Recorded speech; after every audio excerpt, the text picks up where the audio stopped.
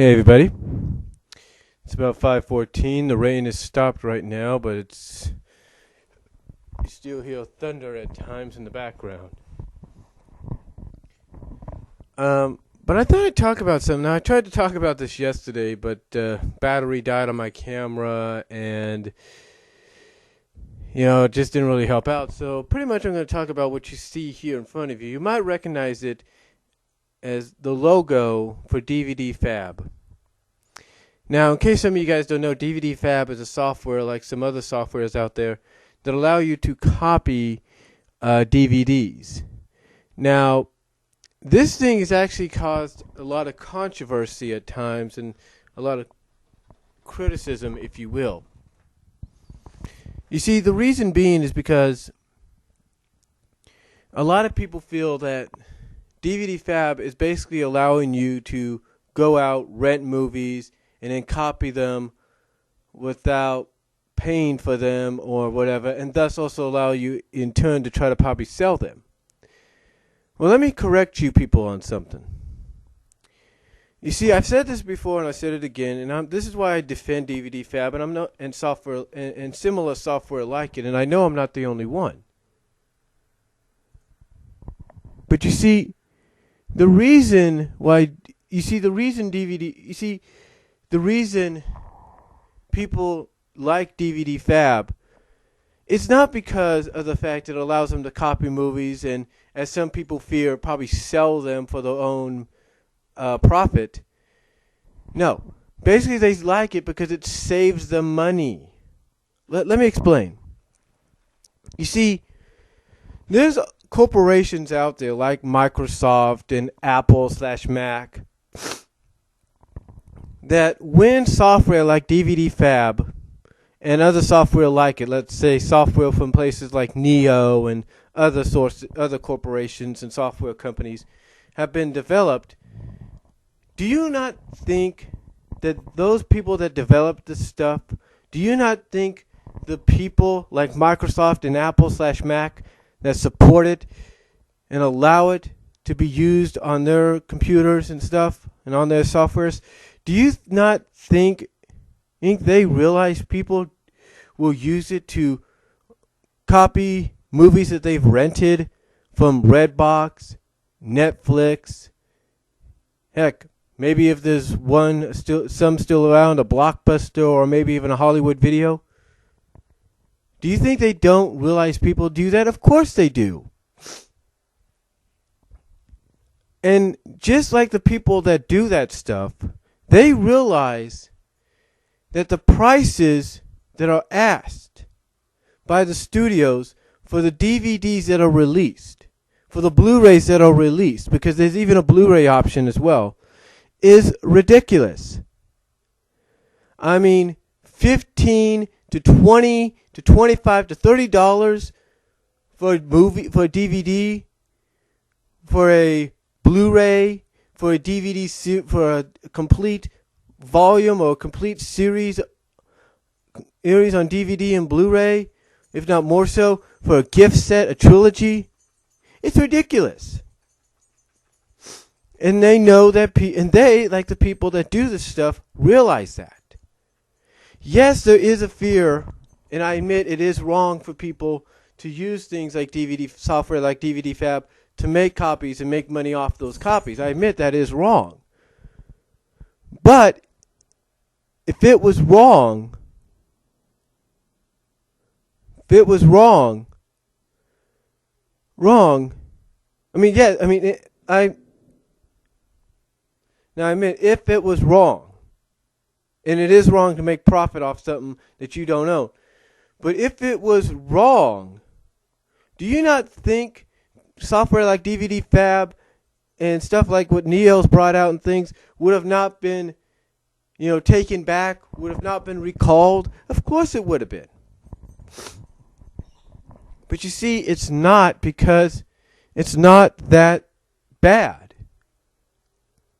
You see, again, the people that came up with this, along with the corporations like Microsoft and Apple/Mac that support them, they realize that to buy a movie, I mean, for example, I'm looking at X-Men, the complete anime series. Okay? X-Men anime, which was on G4. I look at that, and that cost me about, I don't know, about $14, right? Not bad for a series, 2-disc series, not bad.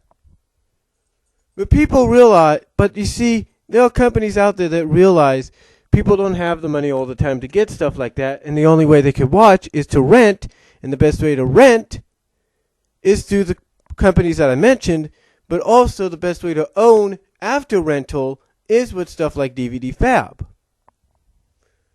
You see, the reason there's not that much of a there is controversy, but the reason there's not that much of a backlash at all, if you will, is because of the fact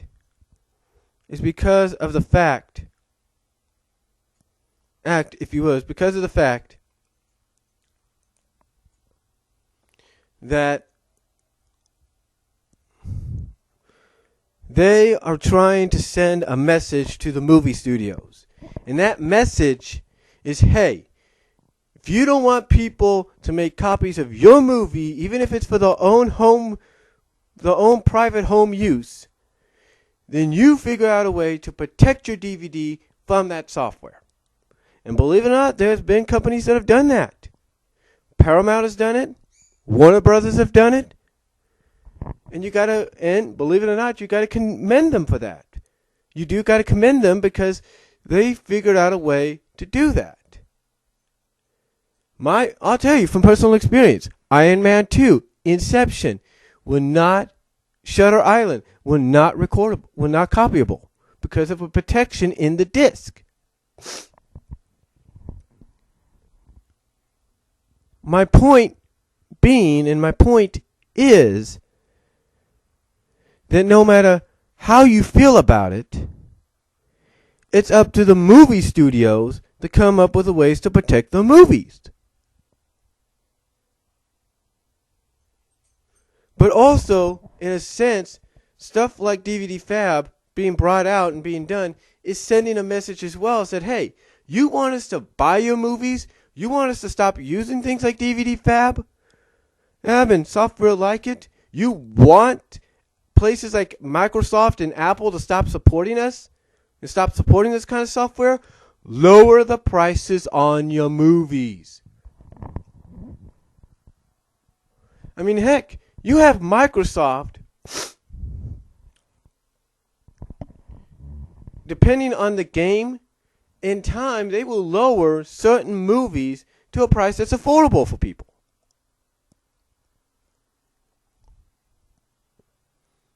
But do movies do that at times? Yes, they do, but they wait a year or two. The thing is they make it affordable for people. Okay, let me give you a comparison. Microsoft points. The cheapest points, which are 400, basically cost you $5. 800 points cost you $10. All right? 1600, 19. You kind of get the idea. The more you want, the more it adds up. But there's a reason. There's a reason because what you want, even though it could cost less, the more you buy and purchase, the more it adds up. For example, let's say you purchase 800 Microsoft points for $10. And you purchase 200 Microsoft point video games on demand. There you go. Kind of a strange comparison, but you get the idea. People are willing to shell out $10, if you will, or even $5 each for those points just so they can get those games. And because it's affordable for them. And believe it or not, that's the kind of message that's being sent. You guys want us to buy your movies? Lower the prices. That's all you have to do. Lower the prices. Don't wait for us to say, don't wait for us to save up money and say, I'm going to go get it now. Lower the prices. That's it. I mean, DVD-FAB is things like software like DVD-FAB are the number one, or if not close to number one, resource of gaining access and owning certain movies next to things like, say, recording on demand. That's right. Some of the movies I have, like Brave, Wreck-It Ralph, Rise of the Guardians, all came from on demand. All were each $4.99. Together, $15 for 3 movies that essentially, when you go to a Walmart or a Target, would cost you altogether $60. Blu-ray wise, cost you a little bit more, about $75. So essentially, you'd be saving $60. But when you go to a Redbox and you rent these movies, like the other day I rented The Hobbit, Durango Unchained, and Zero Dark 30. These are movies, like I just said, you go to Walmart, you go to Target, and they cost you about $20 each on DVD, about $75 each on Blu-ray. Well, not each. What am I saying? I mean, $19 each, I should say, on DVD. Basically about 20. I'm getting a little excited here, folks. Hold on. But basically, like I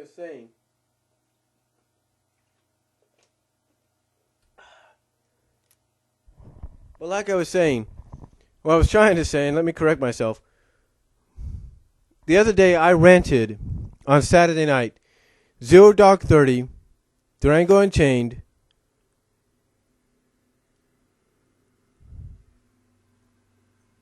Zero Dark 30, Durango Unchained, and The Hobbit, 3 movies that essentially, individually, would cost $20 each, $25 each on Blu-ray, and I rented them for $3.87 from Redbox. And for $3.87, courtesy of DVD-FAB, I now own them. You get what I'm saying? The reason it is controversial, but the reason there's not that much backlash on it, and the reason it hasn't been recalled as much as people would think something like that should be recalled, or the reason it has never been banned, is because there's nothing really wrong with it and what it's really doing. And a lot of people, when they argue in its defense, say the same thing. It's saving them money. That is why when people go out to places like Walmart or Target, or the mall or whatever, one of the things they buy most of the time, are recordable discs because they have a DVD recordable drive. Or, like I said, if they can't do something like DVD-FAB, they have on demand and they have a DVD recorder, next best thing, because it saves them money. The only problem with the on-demand stuff is it gets added onto your cable bill. You get the idea? And unless all the other stuff was taken off your cable bill and it was just those movies, then heck, there you go. I mean, even with Netflix, people do the same thing. I mean, I have my Netflix bill, my monthly bill for Netflix, if you will, is $25.20. When you look at how much I pay, at me paying that much for 3 DVDs a month, to keep them as long as I want, that's about $300 a year. $300 a year.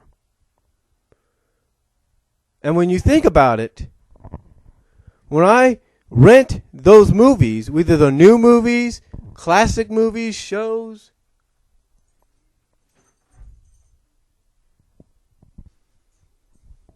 or whatever,